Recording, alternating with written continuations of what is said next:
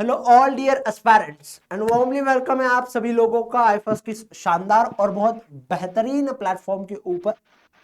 दोस्तों आप सभी को पता है सीएसआर नेट का रिजल्ट लग चुका है और उसी के साथ साथ आईएफएस के होनहार एंड मेहनती बच्चों ने इस एग्जाम्स में आईएफएस की लेगेसी को हमेशा की तरह एक बार फिर से मेंटेन करके रखा है। तो उन क्वालिफिकेशन बच्चों की जर्नी को हम जान रहे हैं, उनके हार्डवर्क, डेडिकेशन और पेशेंस को हम जान रहे हैं।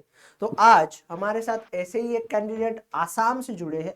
तो जानते हैं उनसे उनकी जर्नी के बारे में, किस तरीके से उनकी जर्नी रही थी। तो हेलो दोस्त।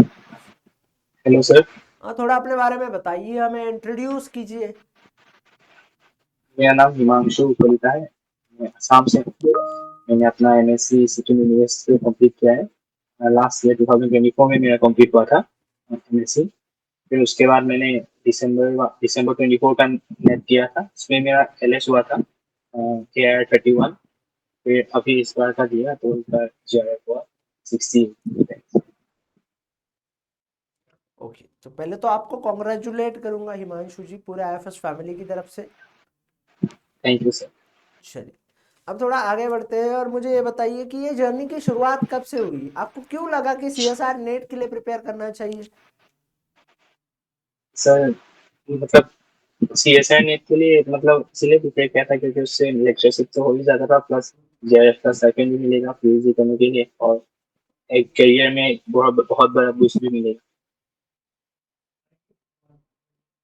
और इसका प्रिपरेशन मैंने एमएससी में इतना तो नहीं हो पाया था प्रिपरेशन, क्योंकि साइमल्टेनियसली क्लासेस और एग्जाम वगैरह थे। तो उसके बाद एमएससी खत्म होने के बाद मैंने एक सितंबर अक्टूबर में ट्राई किया, मतलब स्टार्ट किया था।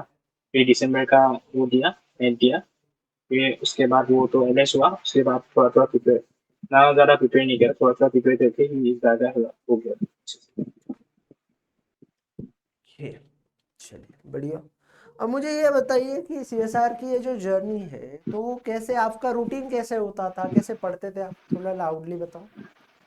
हाँ सर। वो मैं जब इस बार का लास्ट टाइम मैंने बहुत ज़्यादा स्ट्रेस ले लिया था सर।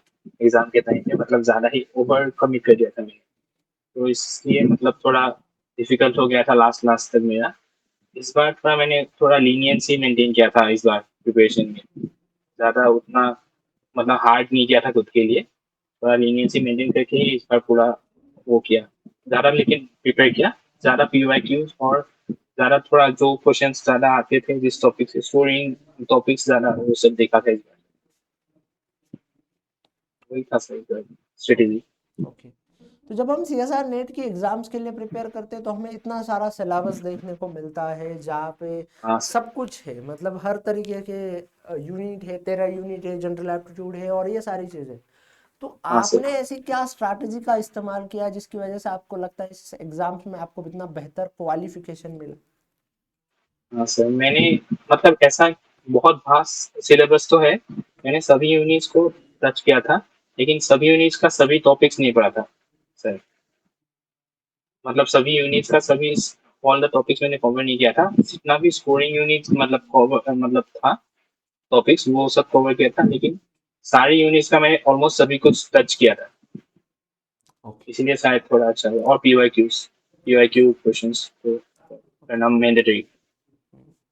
और ऐसा क्यों आपने सारे यूनिट्स के, मतलब सारे टॉपिक्स को ना आप कवर करके सारे इंपॉर्टेंट टॉपिक्स को या स्कोरिंग टॉपिक्स को क्यों कवर किया था।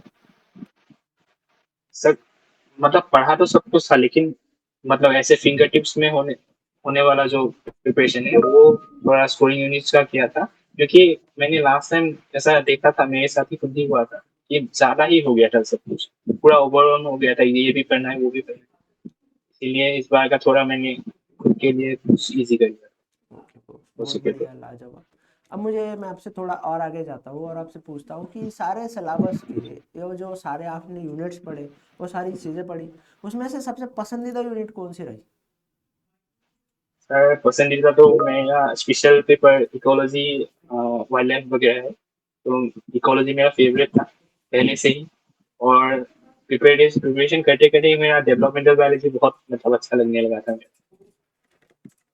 ओके, और मतलब डेवलपमेंटल बायोलॉजी जो है आपको पसंद था, ऐसा हम कह सकते हैं, और आपको इजी भी लगता था। हाँ कॉम्पिटिटिव मुझे लगता है।